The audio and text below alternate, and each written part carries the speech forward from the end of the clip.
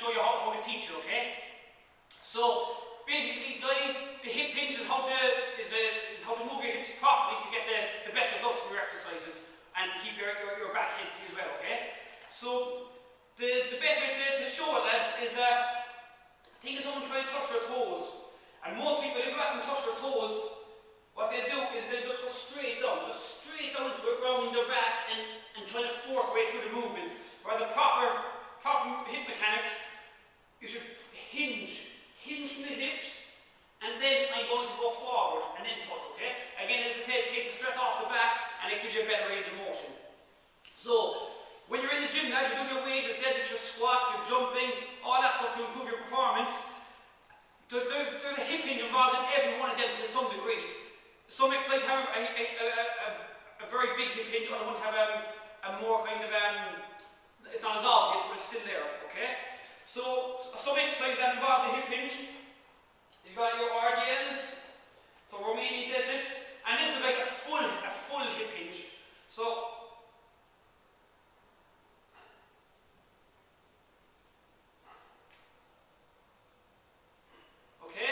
so you've got your RDLs. A lot of people that do their kettlebell training and not doing it right, don't know how to do it. So your hip hinge is present in that as well.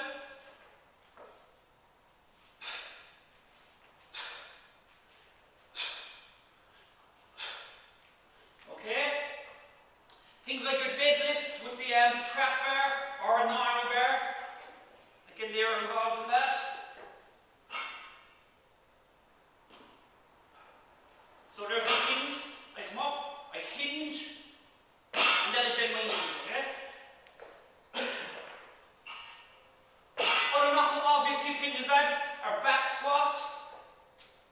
So, if I do back squat, I don't bend my knees, I'm going to hinge, and then I'm going to bend, okay? So I'm going to hinge, and then I'm going to bend.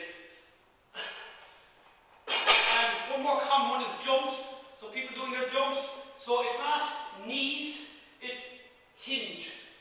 Hinge. So my hips, hinge. They go back and then my knees come into it. And then I go up into my triple extension then to get up. So it's hinge, up. Okay? So there are some of the ways that it's used in the gym. And it's fairly easy to learn that as long as you don't have any major restrictions. So one of the easiest ways to do it, put the stick along your spine, touches your lower back, your shoulders, in between your shoulder blade and the back of your head, and I like holding like this. So I want to maintain these natural arches here, guys. So I'm going to get my feet hip to shoulder apart, and then I'm going to I'm going to hinge and slightly bend the knees while I maintain these arches. Okay? And up. So I go back and up. The way I look at when I do my hip hinges, I don't like looking up too high, okay? So I maintain this position, I can pack my neck, or I look slightly forward. But I don't like the hip hinging and looking up like this. It's just very bad for your neck, because as you go back, you're snapping your neck up, so you get fellas who be doing this.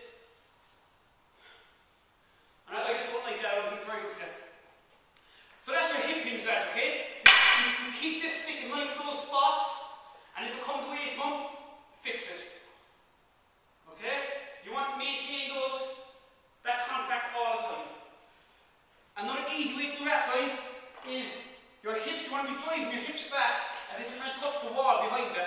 So you can stand with one foot in front of a wall, your hand up to the side, your shoulders down, feet hip to shoulder apart, and then I'm going to push the hips back and forward.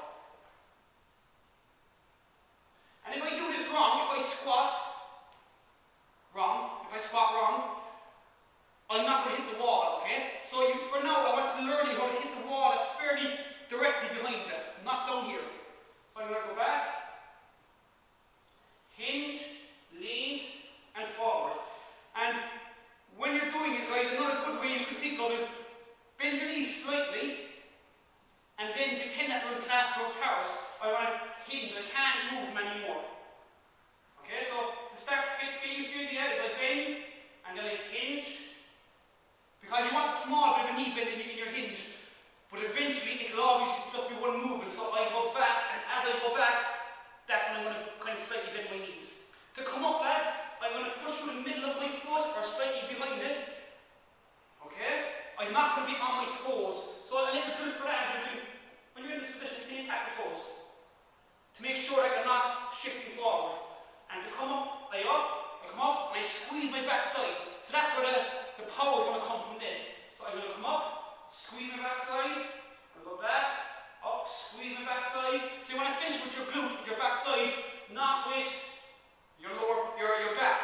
Because a lot of people who don't have the strength in their glutes, they compensate by saying, look, I can't finish it, and then the back says, try good and strong, I go for you, and they arch. And again, back straight again on your back. So that's the hip hinge, lads.